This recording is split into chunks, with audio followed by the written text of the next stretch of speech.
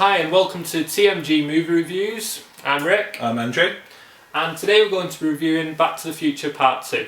Yes, once again directed by Robert Zemeckis, with again Michael J. Fox as Marty, Christopher Lloyd as Doc.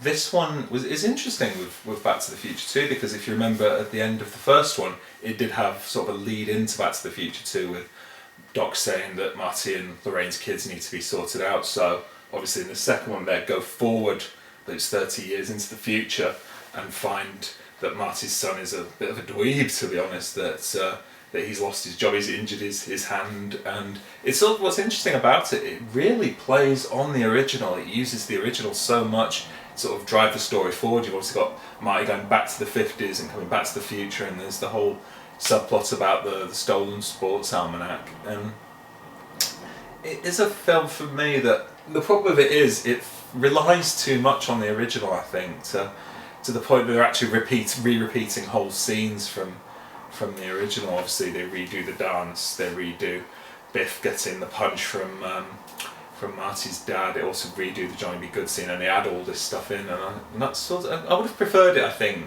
really, if they'd done another story, another completely different story. Maybe they'd wrapped up what had happened, Marty sorts his kids out, it's fine, and they take it in another direction.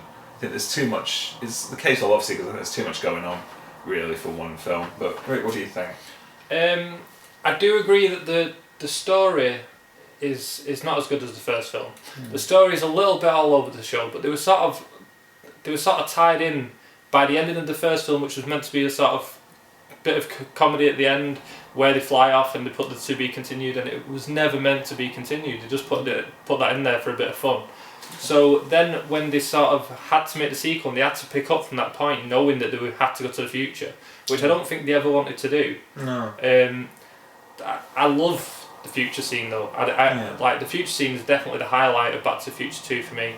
I love that it's not this like future that we used to seeing in all other movies where it's like this post-apocalyptic, like everything's gone wrong, there's some like deadly virus that's taken everything out. It's a happy future. I mean, you've got things like flying cars, and you've got hoverboards, and you've got self-drying jackets and self-tying shoelaces. It's for me actually, the future scenes resemble most R.I. Robot, the Will Smith film, because it's sort of a vision of the future that I imagine. I mean, obviously this one's a bit ridiculous with things like the 3D effects and stuff like that, so maybe it's a bit much for. But I do think it sort of presents a vision of the future that you can imagine maybe the case being, you know, I mean, obviously like not in Her Robot we won't have killer robots, but you can imagine things like self-drying clothes, or you can imagine, we've even got now contactless credit cards, so it's quite a pleasant version of the future. It's not like Blade Runner where everything's grim and desperate, or it's not like other films like Total Recall where it's all mutants and horrible, horrific diseases and things like that. So yeah, it's a pleasant version of the future, I do agree. It's a comedy future. I mean, the Jaws 19. Yeah, Jaws 19. And things like that, and I just really like them touches, and I like the nostalgic sort of cafe 80s and with all the celebrities on the screens and things, and I like that. I thought it was a really good touch. But then they've got Jennifer with them, which the writers never wanted Jennifer with them. They knew that if they were going to write a sequel, it should have just been Doc and Marty, and so basically they just have to knock her out, and she's not really leave her somewhere. Yeah, leave her on a porch. It's kind of a hindrance to have her with them more than anything.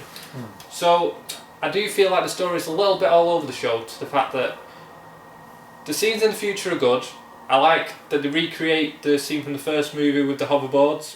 Yeah, I do like that at the end with Biff, and they chase Biff's car. I do like Marty's riding on the hoverboard and he's trying to get the almanac out the back. That's quite a good scene. I do like that. And then they travel back to 85, and that's when the story starts to get a bit of a mess. Yeah. You know, it's not going great when you can't just resolve all the questions with dialogue. They actually have to get a chalkboard out and start explaining this timeline's skewed out of control, and it is a bit. Yeah, you know that you're going a bit too deep into story when you have to start doing that. But it was a good way to explain it. I can't think of a better way. Yeah, there was no other way they could have done with exposition or anything else. And you know, Doc's the perfect person to do that. Really, you imagine the guy to have a chalkboard and to be able to explain it like that. Yeah. So I don't have a problem with them going back to the 1950s. I like that they sort of end up in the third act of the first film, and I really like some of the scenes. Like even now when I watch the first film, it sort of creeps into my mind about where Marty sort of version 2 from number 2 is during that time. I mean, like when he's playing Johnny B. Good, you know, the other Marty's climbing over the top trying of him. To stop the three guys from attacking. One of them is Flea, you know, from Red Hot Chili Peppers. Really? Yeah, and Billy Zane's one of them as well. Billy Zane from Dead Calm and from Zoolander. I did not know that. No. But yeah, I find it really entertaining. I just feel like the story is a bit all over the place. It feels like obviously it's a sequel, so its goal is to separate the first film and set up the third film, and it comes across like that, and that's its only flaw that I can sort of find with it. I think it's an entertaining movie. You've still got Doc, you've still got Marty, you've not got that sort of heartwarming storyline in this one. No, you haven't. This one's a bit darker. It's a bit. I don't know the only word I can sort of unclean, especially when you get to Biff's future. When I was a kid watching it, it always unnerved me a little bit when there's that horrible bit where he's slapping Lorraine about, you know. Yeah. There's that whole thing about her having her boobs done as well, and it was just a big thought. To me, it felt like it was a bit rushed. I felt like they were trying to meet a deadline, and if they'd had more time to work on the script, they might have taken some of that stuff out and streamlined it a little bit. But yeah, those are the elements that I think.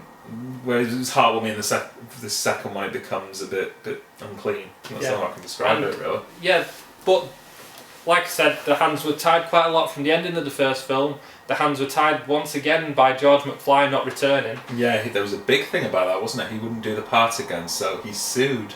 And there was a whole new law brought in by the Screen Actors Guild about using someone else's copywriting images.